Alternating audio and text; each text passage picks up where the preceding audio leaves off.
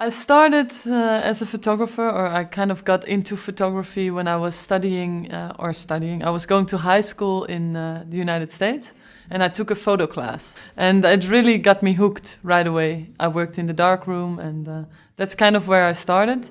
And then I went to the journalism school in Utrecht.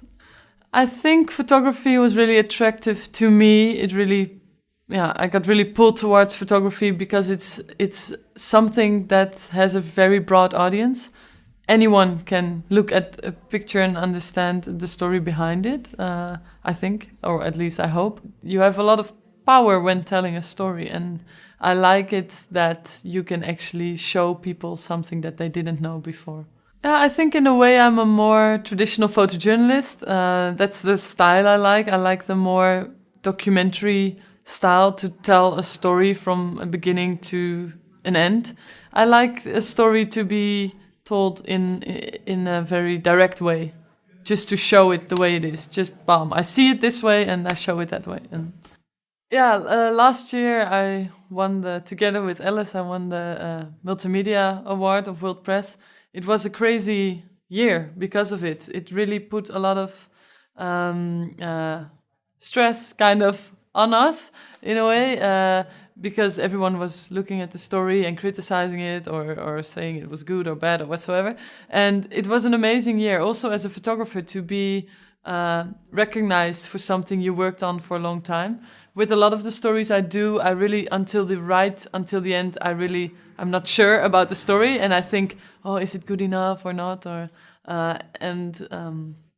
With getting recognition for a story, you realize, oh wait, maybe it is good enough. Maybe I can actually do this. The story that I did for the masterclass is about Zuidlanders. Zuidlanders is an organization, a fringe group in South Africa, who are afraid that there will be a war or an anarchy one day in South Africa in the near future. They are really afraid that something will go wrong in the country and that they have to flee. So they are actually preparing to flee. They are getting food ready, diesel, the cars are all ready to go, they packed clothing. Every day of their life is arranged in a way that they are ready to go instantly at any moment.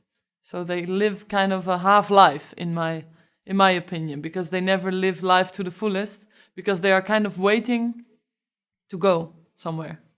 Yeah, in a way it is a logical step after Afrikaner Blood, although I do see the two organizations as two totally different fringe groups. The Afrikaner Blood, I think that group is very extreme right, the Commando Corps. And this group, the Zuidlanders, is not really that extreme right. They do a lot of the things they do out of fear, because crime happened to them in some kind of way. Either someone in the family got raped, or they got their house got robbed, or somebody got killed, and out of fear they do this. Somehow the story really took my attention, and it is not only the white South Africans, or not only these small groups of white South Africans that interest me. There's a lot of other groups that I want to focus on. In the near future, I want to focus on the whole group of people of any color, of any whatever, who were born after 1994. So all the different youth groups, extreme right, extreme left, black, white, Indian, whatsoever. I want to make a really big project about that generation born into freedom. Financing long-term projects have been I wouldn't say a struggle.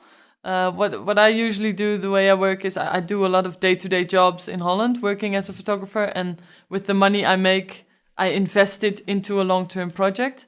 Maybe it's not the most cost-effective way to do it, because I work very hard in Holland and it actually takes my focus off my long-term projects. But at the same time, it makes money to do the project. So it's maybe not the most effective way. Maybe I should look more into finding funds and so on. I haven't done that yet, but it's something I want to go and look into for the near future. Yeah, find some money somewhere.